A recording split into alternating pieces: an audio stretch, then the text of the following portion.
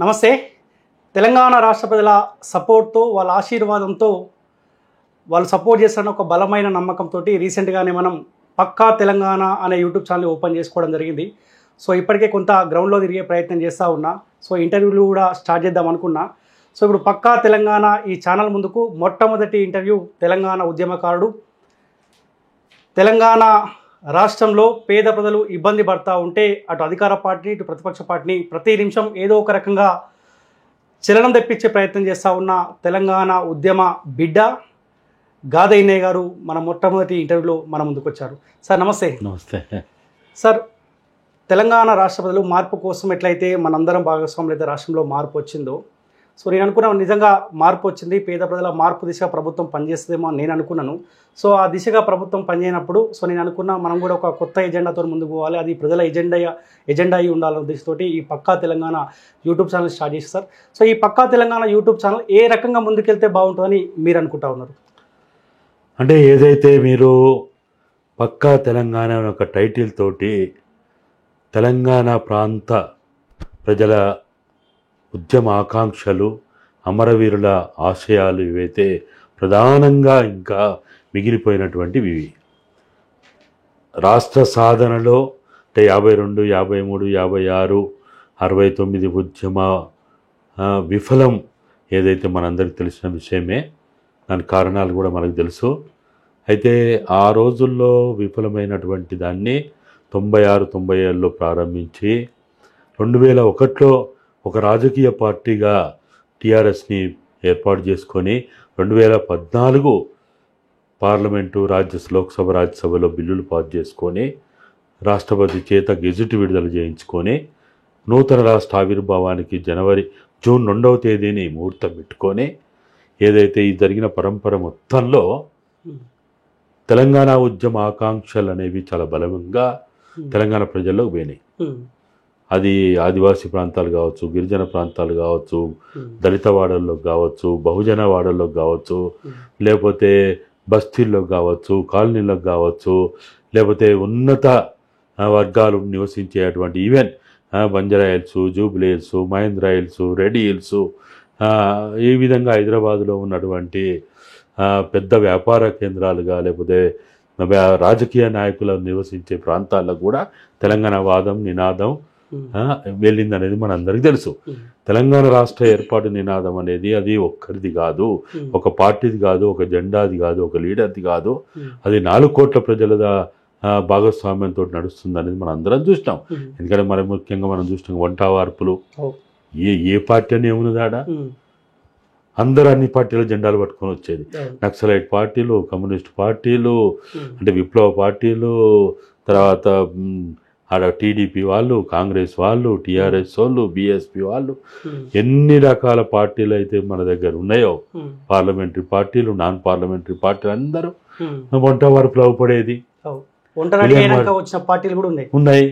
Million మార్చ్లో ఉన్నారు, సాగరహారంలో ఉన్నారు.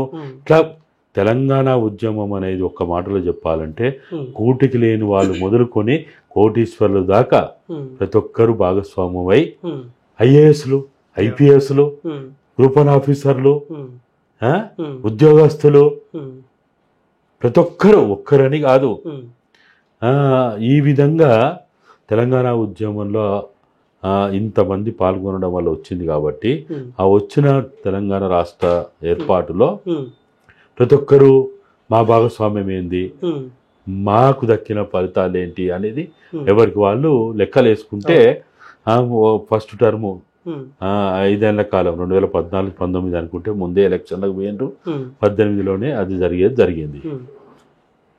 ఆ టర్ము మొత్తంలో చూసుకుంటే కనుక అరే కొత్త రాష్ట్రం, మనం కొద్దిగా వేచి చూడాలి, ఇప్పుడే కదా అన్ని చదువుకునేది, పంపకాలు ఇప్పుడే అయినాయి కదా, ఆంధ్రోళ్ళు ఇప్పుడిప్పుడే కదా వెళ్ళిపోయేది అనే దగ్గర నుంచి మొదలుకుంటే వాడు మనని దివాలు చేసిండు, అప్పుల పాలు చేసిండు, ఇట్లా ఏదో మాట్లాడుకొని మొత్తానికి ప్రజలు ఆగుదాం చూద్దాం అనే పద్ధతిలో ఆగిండ్రు. అట్లనే ఆకుంటూ వస్తే 2018లో మళ్ళీ ఎన్నికలు రావడం, మళ్ళా భారీ మెజార్టీతో వాళ్ళకి విజయాలు రావడం, ఇదంతా జరిగిన క్రమంలో 2వ టర్మ్లో కూడా మళ్ళీ గదే యథాతథ లాగా కనిపోయింది. ఈ మొత్తం ప్రాసెస్లో ఇప్పుడు ఏదైతే పక్కా తెలంగాణ అనే ఒక యూట్యూబ్ ఛానల్ ద్వారా తెలంగాణ ఉద్యమ ఆకాంక్షలు ఏంటి, అసలు తెలంగాణ ఉద్యమం ఎందుకు ప్రారంభమైంది, టీఆర్ఎస్ పార్టీ ఎందుకు పెట్టిండ్రు అసలు, లేకపోతే తెలంగాణలో అనేక విప్లవ పార్టీలు తెలంగాణ కోసం ఎందుకు ముందు దీని మీద పనిచేసిండ్రు, రచయితలు ఎందుకు వచ్చిండ్రు, మీరు జర్నలిస్టులు కూడా సంఘం పెట్టుకుంటారు, తెలంగాణ జర్నలిస్టుల సంఘం అని ఢిల్లీ దాకా పోతుంది, వాటర్ క్యాన్లతో దెబ్బలు తింటారు, లాఠీలతో దెబ్బలు తింటారు, కేసుల పాలు అవుతుంది, కొంతమంది జైళ్ళ పాలు కూడా అవుతుంది, లాయర్లు వాళ్ళు కూడా ఢిల్లీ దాకా ట్రైన్లు పట్టుకొని పోయి అక్కడ నిరసనలు తెలుపుతారు, అన్ని రకాల జంతర్ మంతర్లో ఎన్ని కార్యక్రమాలు చేయాలని అన్ని చేస్తారు. చేయంది ఎవరు మరి? ఇంతమంది చేసి రాష్ట్రాన్ని తెచ్చుకున్న తర్వాత ఉద్యమాకాంక్షలు నెరవేరలేదు కాబట్టి, అమరవీరుల ఆశయాలు నెరవేరలేదు కాబట్టి, అమరవీరుల కుటుంబాలకి ఇంకా ఇప్పటికీ ఇప్పుడు పట్టించుకున్న నాదులు లేడు, ఉద్యమకాలను పట్టించుకున్న నాదులు లేడు. కనీసం అంటే కనీసం ఒక 20 రూపాయలు, ఒక 30 రూపాయలు ఒక కార్డు, A4 సైజ్ కార్డు కొట్టించి ఆ ఉద్యమకాలకి నువ్వు తెలంగాణ రాష్ట్ర సాధన సమరయోధుడివి అని ఒక గుర్తింపు ఇస్తే వాడు మంచిగా వాళ్ళ ఇంటి దర్వాజా కాడ పెట్టుకొని, గుమ్మం కాడ పెట్టుకొని, వాడు వాళ్ళ పిల్లలకు చెప్పుకుంటాడు, మనవాళ్ళకి చెప్పుకుంటాడు, మనవరాళ్ళకి చెప్పుకుంటాడు, కుటుంబ సభ్యులందరూ చెప్పుకొని, ఇగో నేను ఇల్లును వదిలిపెట్టి, కుటుంబాన్ని వదిలిపెట్టి, మీ చదువులు వదిలిపెట్టి నేను తిరిగింది ఈ తెలంగాణ రాష్ట్ర సాధన కోసము, ఇగో ఇది నా గుర్తింపు అని చెప్పుకుంటాడు కదా. ఇప్పుడు 10వ తరగతి పాస్ అయినోడు, ఇంటర్ పాస్ అయినోడు, డిగ్రీ పాస్ అయినోడు, పీజీలు పాస్ అయినోడు, ఓ డాక్టరేట్ చేసినోడు, వాడు ఏమో కోరుకుంటాడు? పట్టా సర్టిఫికేట్ కోరుకుంటాడు. అదే కదా గుర్తింపు. సరే, ఇప్పుడు మీరు అన్నట్టు తెలంగాణ ఉద్యమకారుల చరిత్ర కావచ్చు, లేకపోతే అమరవీరుల గురించి కావచ్చు, మరోసారి గుర్తు చేయాల్సిన అవసరం ఉంది. సో అంతవరకు బాగానే ఉన్నది.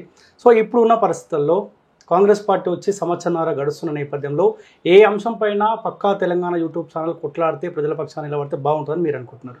ఇప్పుడు కాంగ్రెస్ ప్రభుత్వం వరకు చూస్తే, కాంగ్రెస్ ప్రభుత్వం వాళ్ళు 6 గ్యారెంటీల రూపంలో ప్రజలకు హామీలు ఇచ్చి వాళ్ళు వచ్చిండ్రు. అనేక రకాల డిక్లరేషన్లు ప్రజల ముందు పెట్టి, ఈ డిక్లరేషన్లు మేము కట్టుబడి ఉంటామని వాళ్ళు ప్రజల అభిమానాన్ని చూరగొని ప్రజలు ఓట్ల రూపంలో వాళ్ళకి మద్దతు తెలిపినట్టుగా మనకు కనపడతా ఉంది. అల్టిమేట్గా ఎవరైనా ఓట్లే కదా ఇట్లా చూసేది. ప్రజలు కాంగ్రెస్ పార్టీ చేసిన డిక్లరేషన్లు కానీ, వాళ్ళు ప్రకటించుకున్న 6 గ్యారెంటీలను కానీ ప్రజలు నమ్మింది అనేది వాస్తవం.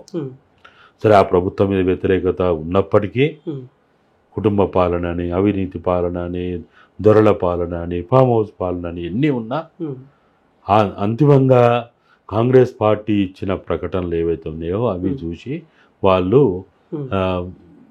భారీ మెజార్టీలోనే, ఎందుకంటే కేసీఆర్ని ఓడగొట్టడం అనేది అంత ఆషామాషి కాదు. అయినా ప్రజలు కాంగ్రెస్ పార్టీ ఏం చేసింది? పెద్దగా చేసింది ఏం లేదు.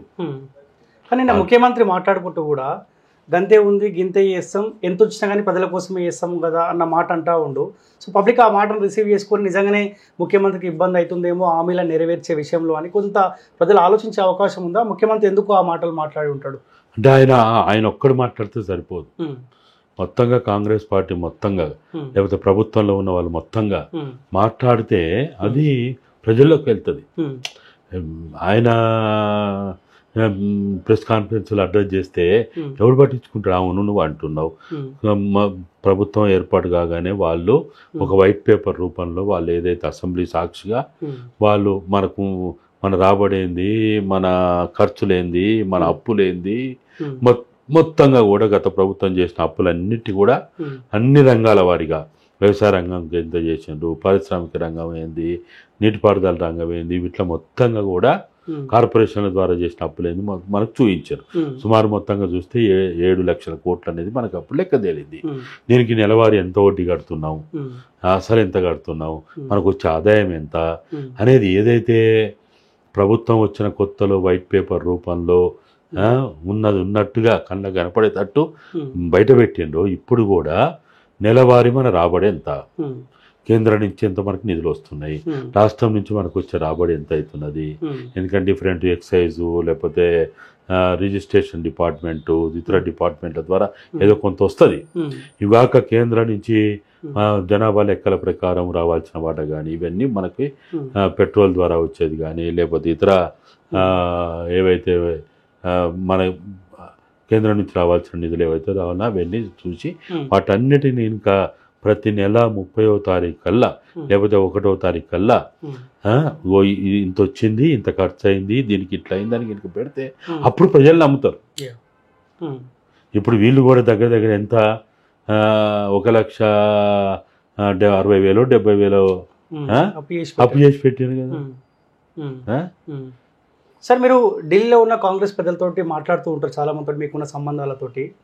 ముఖ్యమంత్రి మారే అవకాశం ఏమైనా కనిపిస్తూ ఉందా? 6 నెలల్లో ముఖ్యమంత్రి మార్పు ఉంటుంది, కొత్త వాళ్ళకి అవకాశం ఇస్తారు అన్న చర్చ జరుగుతూ ఉంది. సో మీకున్న ఇన్ఫర్మేషన్ సార్? అంటే ఇప్పటికిప్పుడైతే అటువంటి ఆలోచన ఢిల్లీ పెద్దలకు ఉందని అయితే నేను అనుకోను. ఎందుకంటే వాళ్ళు అనవసరంగా గెలికి చేసి, ఎందుకంటే వాళ్ళకు ఉన్నాయి 2 రాష్ట్రాలు, కర్ణాటక ఇక్కడ. మరి ఇంత 2 రాష్ట్రాలు డిస్టర్బెన్స్ క్రియేట్ చేసుకొని అనవసరంగా లేనిపోయి ఇప్పుడు ఆయన అనుకున్నది ఏంది, రాహుల్ గాంధీ అనుకుంటున్నాయి కులగణన చేసి పెట్టిండు.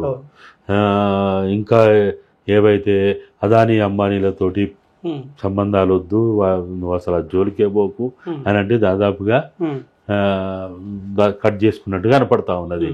ఇక మిగిలింది ఏంటిది, తెలంగాణ ఒక మోడల్ స్టేట్గా చేయాలని ఏదైతే రాహుల్ గాంధీకి ఉందో, ఇక్కడ పాలనా విధానంలో పలు మార్పులు తీసుకురావాలనేది వాళ్ళకు ఉందనేది అర్థమవుతుంది. దీంట్లో ఎంతవరకు జరుగుతుంది వాళ్ళకు కూడా తెలుసు. ఢిల్లీ వాళ్ళకి మనం అనగానే జరగవు, మనం చెప్పంగానే జరగవు, కొంత టైం పడుతుంది, లోకల్ కూడా అక్కడ ఉన్న అడ్జస్ట్మెంట్ చూసుకోవాల్సి వస్తుంది, ఇవన్నీ ఉంటాయి కదా. మనకు కనపడే దాంట్లో ఏంటంటే ఢిల్లీ వాళ్ళు ఇప్పుడు మొన్న ఎమ్మెల్సీల విషయంలో వీళ్ళు ఎంత మొత్తుకున్నా ఎన్ని చేసినా ఢిల్లీలో ఏది చెప్పిందో గదే జరిగింది కదా, అంతే జరిగింది కదా. కాబట్టి ఇప్పుడు మంత్రివర్గ విస్తరణలో కూడా వీళ్ళు ఎన్నో మాటలు చెప్తా ఉన్నారు, ముహూర్తాలు పెడతా ఉన్నారు. మొన్న చూసినాం కదా, ఉగాది అన్నారు, డేట్ ఫిక్స్ అన్నారు, ఓపై గవర్నర్ కలిసి అయిపోయింది అని కూడా అన్నారు. కానీ అయిందా? కాబట్టి ఇప్పుడు ఢిల్లీ వాళ్ళని కాదని ధిక్కరించి రేవంత్ రెడ్డి గారు ఏదో చేస్తున్నాడైతే ఏం లేదు, అంత గ్యాప్ ఏం లేదు. మీరు ఏది చెప్తే నేను అది చేస్తే ఇప్పుడు చూడు రాదు. ఈ పెద్ద ఎత్తున జరిగినటువంటి ఏదైతే కగారు విషయంలో, కరగట్టల విషయంలో కూడా ఏం చెప్పిండు, మా జాతీయ పార్టీ మా అధినాయకత్వం ఏది చెప్తే మా రాష్ట్ర ప్రభుత్వం చేస్తాం అంతే అని అంటున్నాడు. అంటే దాని అర్థం ఏంటిది, ఢిల్లీ పెద్దలకు అనుగుణంగానే నడుచుకుంటూ పోతున్నాడు అనుకోవాలి, అంతే కదా. అంటే దాదాపుగా ఆయన అయితే ఇప్పటికిప్పుడు భవిష్యత్తులో ఏం జరుగుతుందో చెప్పలేము. ఇప్పటికిప్పుడు ఒక 6 నెలల్లో, సంవత్సరంలో ఏదో జరిగిపోతుంది. ఈయన ఏదో తిరుగుబాటు చేస్తాడు, ఈయన ఢిల్లీని ధిక్కరిస్తాడు, ఈయన ఇంకెవరితోడో కలుస్తాడు, లేకపోతే ఇంకేమవుతుంది అని అయితే అటువంటి వాతావరణం ఇంకా లేదు. ఓకే సార్, ఇప్పుడు బీఆర్ఎస్ పార్టీ మన ఎల్కతుర్తిలో ఒక భారీ బహిరంగ సభ ఏర్పాటు చేసుకుని 10 లక్షల మందిని వాళ్ళు చెప్తా ఉన్నారు. సో ఆ మీటింగ్ తోటి బీఆర్ఎస్ పార్టీ కార్యకర్తలు కాస్త జోష్ వచ్చిందా? తెలంగాణ రాష్ట్రపతి మళ్ళీ తిరిగి కేసీఆర్ వైపు చూస్తున్నట్టు మీకు ఏమైనా అనిపిస్తూ ఉందా? అంటే మీటింగ్ వల్ల, జన సమీకరణ వల్ల పెద్ద జోష్ వచ్చిందని అయితే నేను అనుకోను. ఆయన మొత్తంగా మాట్లాడిన 40-45 నిమిషాల్లో ఆ 2-3 నిమిషాలు మాట్లాడినటువంటిది ఏదైతే ఆ కగారు కావచ్చు, లేకపోతే కర్రగుట్టల గురించి కావచ్చు, లేకపోతే కాల్పుల విరమణ కావచ్చు, లేకపోతే చర్చలు కావచ్చు మాట్లాడిండు కదా. ఆయన సహజమైన ధోరణిలో మాట్లాడింది కదా. నరకుడేంది, పీకుడేంది, అదేంది, ఇదేంది అట్లా తెలంగాణ ప్రజలకి నచ్చే భాష ఏదో ఉంటుంది కదా, అది బాగా ప్రజలకు పోయింది. ఇప్పుడు చూడండి, మొత్తం మా ఉపన్యాసంలో ఈ ఒక్క అంశం మాట్లాడినప్పుడు తప్ప ఎప్పుడైనా క్లాప్స్ కొట్టిందా, ఈలలేసిందా, కేరింతలు పెట్టిందా, ఏం దాన్ని జరిగిందా చూసిందా? కాబట్టి అది ముఖ్యంగా నార్త్ తెలంగాణ జిల్లాలైనటువంటి ఖమ్మం, వరంగల్, కరీంనగర్, ఆదిలాబాద్, నిజామాబాద్ ఈ ప్రాంతాల్లో బాగా ఇప్పుడు మేము కూడా అక్కడక్కడ గ్రామాల నుంచి మేము ఇన్ఫర్మేషన్ తెప్పించుకుంటున్నాం, మాట్లాడుతున్నాం కదా. ప్రజలు ఊర్లలో బొడ్రాయిల కాడ, చావడి కాడ, లేకపోతే 4 కూడళ్ళ కాడ, లేకపోతే కల్లంగడి కాడ, అక్కడిక్కడ మాట్లాడుకుంటా ఉన్నారట. అరే కేసీఆర్ కేంద్రాన్ని, బీజేపీని, మోడీ అమిత్ షాలని ఛాలెంజ్ చేసిండట, ఇట్లా అన్నాడట, అట్లా అన్నాడట. అంటే ప్రజలు ఏం కోరుకుంటారో అది ఆయన మాట్లాడి అక్కడ సక్సెస్ అయ్యాడు. ఓకే, అది రేపు రాబోయే లోకల్ బాడీ ఎన్నికల్లో బాగా ఉపయోగపడుతుంది ఆయనకి. ఓకే సార్, ఇంకో విషయం, ఈ కుటుంబంలో ఏమన్నా కల్వకుట్ల కుటుంబంలో ఏమన్నా గొడవలు అలాంటివి ఏమైనా అవుతా ఉన్నాయా? అంటే హరీష్ రావు బయటికి, కవిత బయటికి, కేసీఆర్తో గొడవ పెట్టుకుంటా ఉన్నారు. మొన్న జరిగిన మీటింగ్లో కూడా మీటింగ్ అయిపోకముందుకే కవిత బయటికి వెళ్ళిపోయిందన్న చర్చ జరుగుతూ ఉంది. అటువంటిది ఏమైనా జరుగుతుందా సార్? నాకు తెలిసినంత వరకు అయితే నేను ఆ కుటుంబాన్ని దగ్గరగా చూసిన మనిషిగా వాళ్ళు కొంత అసంతృప్తులతో ఉన్నా వాళ్ళు ఖచ్చితంగా అది టీ కప్పుల తుఫాన్ అంటారు చూడు, అట్లే ఉంటుంది అది. అంతకు మినహాయించి వాళ్ళు బజార్ మీద పడడము, ఒకరినొకరు తిట్టుకోవడము, లేకపోతే చీలికలు పేలికలు అయిపోవడము, కుక్కలు చెప్పిన ఇస్తారు కావడము అనేది అయితే జరగదు. ఇప్పుడైతే జరగదు. కేసీఆర్ బతుకున్నంత కాలం ఇదేవి జరగడానికి. కవిత మాట్లాడింది మేడే సందర్భంగా, మరి ఆమె చేసిన కామెంట్స్, రైతు బంధు ఒక ఎకరం ఉన్న వాళ్ళకు 10,000 రూపాయలు మనం ఇచ్చాము, 10 ఎకరాలు ఉన్న వాళ్ళకి కూడా 1,00,000 రూపాయలు మనం ఇచ్చినాము, ఎవరికి మేలు జరిగింది, భౌగోళిక తెలంగాణ మాత్రమే మనం తెచ్చుకున్నాం, సామాజిక తెలంగాణ కోసం మనం కొట్లాడాలంటా ఉంది. అంటే 10 సంవత్సరాలు వాళ్ళ చేతిలో అధికారం ఉంది కాబట్టి వాళ్ళు చేయలేకపోయారు, మా నాన్న చేయలేకపోయాడు అన్న ఆ మాట పట్టుకొనే మాట్లాడుతుంది అనుకోవచ్చు. అట్లా ఏమనుకోవడానికి వీల్లేదు. ఎందుకంటే వాళ్ళు రాజకీయ పక్షులు అంటారు చూడు, ఈ కప్పగంతులు వేసేటోళ్ళు, లేకపోతే రాజకీయాల కోసం రాజకీయాలు చేసేవాళ్ళు ఉంటారు కొంతమంది. వాళ్ళని కొంతమంది మెయింటైన్ చేస్తారు. ఆ ఉన్న 5-6 గుట్లో ఒక్కొక్కరు ఒక్కొక్క విభాగాన్ని మెయింటైన్ చేస్తారు. ఇప్పుడు సమాజంలో మనకు తెలుసు, తెలంగాణలో సామాజిక తెలంగాణ అంటే భౌగోళిక తెలంగాణ వచ్చింది కానీ సామాజిక తెలంగాణ రాలేదు, లేకపోతే వివక్ష తగ్గలేదు, ఆధిపత్యం తగ్గలేదు, ఈ తెలంగాణలో ఉన్న సంపద తెలంగాణ ప్రజలకు దక్కలేదు. ఇట్లా అనేక విషయాల మీద చర్చ జరుగుతున్నది. అంటే ఈ ఆమె ఏదైతే నిన్న మాట్లాడిన అంశం ఉంది, ఇది చాలా రోజులుగా ఆదివాసీల్లో ఉంది, గిరిజనుల్లో ఉంది, దళితుల్లో ఉంది, బలైన వర్గాల్లో ఉంది, పేద వర్గాల్లో అందరిలో ఈ చర్చ జరుగుతూ ఉన్నది. అదే తెలంగాణ వచ్చింది అని అన్నాం, తెచ్చుకున్నాం, ఏం ఉరగబెట్టింది మనకి ఏం మేలు జరిగింది అనే అంశము దాదాపుగా చాలా రోజులుగా చర్చ జరుగుతున్నటువంటి అంశమే. ఆమె కొత్తగా ఏం మాట్లాడలే.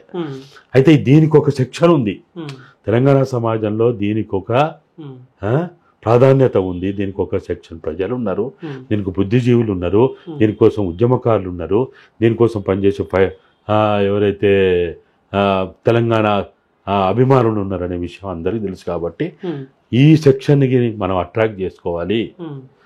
ఈజీ కదా. ఈ ఒక భావజాలంతో ఆల్రెడీ చర్చ జరిగి ఒక భావజాలంతో కొంతమంది ఉన్న వాళ్ళని వాళ్ళ మనసులో ఉన్న దాన్ని మాట్లాడితే ఆటోమేటిక్గా వీళ్ళంతా అరే కవితమ్మ మనం అనుకునేదే మాట్లాడింది, ఆమె దగ్గర డబ్బులు ఉన్నాయి, అన్ని రకాల వనరులు ఉన్నాయి, ఆమె ఈజీగా పోయి కలుస్తారు కదా. ఇప్పుడు ఆమె కేసీఆర్ ఎట్లనైతే చంద్రశేఖర్ రావుగా ఉన్నటువంటి ఆయన కేసీఆర్ గారు రూపాంతరం చెందడానికి ఏంటిది తెలంగాణ కదా కారణం. తెలంగాణలో అప్పటికే 96-97 నుంచి అన్ని రకాలుగా తెలంగాణ మీద చర్చ జరుగుతున్నప్పుడు, అన్ని సెక్షన్ల చర్చ జరుగుతున్న క్రమంలో ఇదేదో బాగుంటుంది, మంచిగా ఉంటుంది, దీనికి ప్రజల ఆమోదం ఉందనే కదా వచ్చింది. ప్రజల్లో ఆల్రెడీ ఉన్నటువంటి అంశం మీదనే వీళ్ళందరూ కూడా ముందుకు వస్తారు. ఇప్పుడు ఏ కొత్త నినాదం అయితే కల్వకుట్ల కవిత ఎత్తుకున్నదో 10 సంవత్సరాల కాలం పాటు ఆ కుటుంబం చేతిలో అధికారం ఉంది కదా సార్. ఇప్పుడు ఈ కవిత ఎత్తుకునే నినాదాన్ని పబ్లిక్ నమ్మే అవకాశం ఉంటుందా అంటున్నా? నమ్ముతారు, ఎందుకు నమ్మరు? కేసీఆర్ నమ్మలేదా? కేసీఆర్ 99 ముందు తెలంగాణ వ్యతిరేకంగా అసెంబ్లీలో మాట్లాడిండు, లేకపోతే టీడీపీలో ప్రధాన పాత్ర పోషించిండు. మామూలు వాళ్ళు నేను రాష్ట్ర దగాబడ్డ తెలంగాణ పుస్తకాలు అప్పుడున్నటువంటి సిఎల్పి లీడరు జనార్దన్ రెడ్డి గారు, కోదండ రెడ్డి గారు వాళ్ళు అసెంబ్లీలో చూపించుకుంటూ మాట్లాడితే ఇదే కల్వకుంట్ల చంద్రశేఖరరావు నోరు మూయించిండు. అవన్నీ అంటే ఆ రోజు అట్లా మాట్లాడిండు, మరి ఇప్పుడు ఇట్లా మాట్లాడుతుండని పట్టించుకోరు. ప్రజలకు కావాల్సింది ఏంటంటే ఈ రోజు మా పక్షాన ఉన్నాడా లేడా.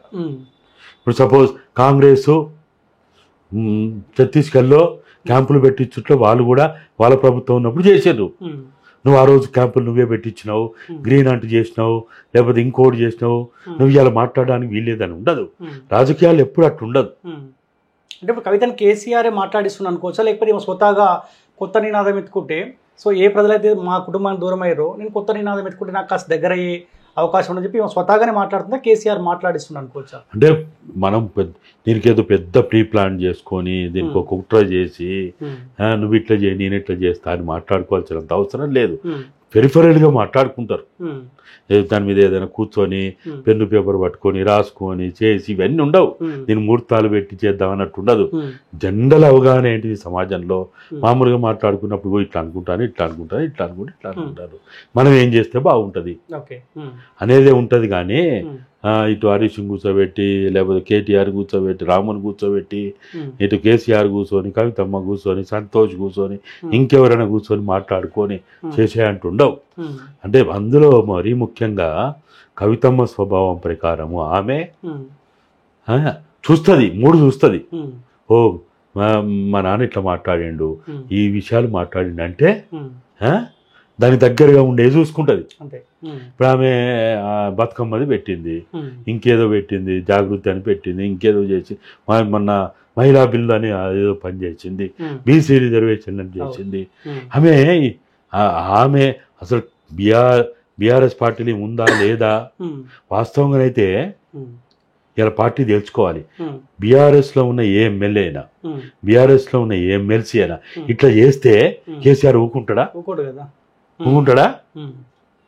పార్టీ నిర్ణయం లేకుండా, పార్టీ జెండా లేకుండా, ముఖ్యమంత్రి ఫోటో, మాజీ ముఖ్యమంత్రి ఫోటో లేకుండా పెట్టింది మీటింగ్ జరుగుతుంది అక్కడ. ఎవరైనా నువ్వు ఏమైనా ఒక ఎమ్మెల్యేని పెట్టమని చూద్దాం. ఇంత మాట్లాడతాడు కదా జగదీశ్వర్ రెడ్డి, ఓ నేను కేసీఆర్ 24 గంటలు కేసీఆర్ దగ్గరనే ఉంటా, నేను పోసిందే తాగుతాడు, నేను చెప్పిందే వింటాడు, నేను ఏది చెప్తే అది నడుస్తుంది అంటారు కదా. వాళ్ళైనా కానీ చేయమని చూద్దాం. పలరాశ్వరుడిని చేయమని చూద్దాం. ఇంత ఇప్పుడు శ్రవణు ఎప్పటికి మాట్లాడుతూ ఉంటాడు కదా ఎమ్మెల్సీగా, ఆయన చేయమని చూద్దాం. అక్కడ ఉన్న ప్రత్యేకత ఏంటంటే ఆమె మొదటి నుంచి కూడా ఇప్పుడే కాదు, ఆమె స్వభావ రీత్యానికో లేకపోతే ఆమె ప్రవర్తన రీత్యానికో లేకపోతే ఆమె చేసే కార్యక్రమాల రీత్యానికో ఆమె ఇట్లనే చేసుకో. తెలంగాణ కోసం అందరు కొట్లాడుతూ ఉంటే ధూమ్ధాములు అని ఇతరత్ర చేస్తూ ఉంటే ఈమెం చేసింది, జాగృతి అని పెట్టుకొని ఇంకేదో చేసి బతుకమ్మని పెట్టుకొని తిరగలే. అంటే ఇవాళ ఇది అంటే కవితమ్మ మాట్లాడిన ఇవాళ అంశాన్ని ఇదేదో కొత్తగా చూడొద్దు. మనం చరిత్ర మొత్తాన్ని చూడాలి. మనం 2002లో ఇక్కడికి వచ్చింది అమెరికా నుంచి. 2002లో వచ్చిన తర్వాత కొద్ది రోజులు అనారోగ్యంగా ఉండే, కాలుకు ఆపరేషన్ అయింది, ఆమె రెస్ట్లో ఉన్నది. 2003-04 నుంచి కూడా ఆమె తెలంగాణ అప్పుడు టీఆర్ఎస్ ఉండే కాబట్టి టీఆర్ఎస్లో ఎట్లా ఉన్నది, టీఆర్ఎస్ బయట ఏం చేసింది, ఒంటరిగా ఏం చేసుకుంటూ పోయింది, ఈ మొత్తాన్ని చూస్తే తప్ప మనకు అర్థం కాదు. Okay, so anyway sir, thank you so much sir. సరే, ఈ ఛానల్ని ముందుకు తీసుకెళ్లే ప్రయత్నం చేయండి. ఖచ్చితంగా మీ ముందు ఒక మాట ఇస్తా ఉన్నా, ప్రజల కోసమే ఖచ్చితంగా ఈ పక్కా తెలంగాణ యూట్యూబ్ ఛానల్ పనిచేస్తారు సార్. మీ సపోర్ట్ కూడా నాకు ఖచ్చితంగా కావాలి. Thank you. మేము కూడా మా శాయశక్తుల సబ్స్క్రైబర్స్ చేయడానికి ప్రయత్నం చేస్తాం. Thank you, all the best. Thank you sir, thank you. So ఇది తెలంగాణ ఉద్యమకారుడు గాదే ఇనయ్య గారితో స్పెషల్ ఇంటర్వ్యూ. చూస్తామండి పక్కా తెలంగాణ యూట్యూబ్ ఛానల్.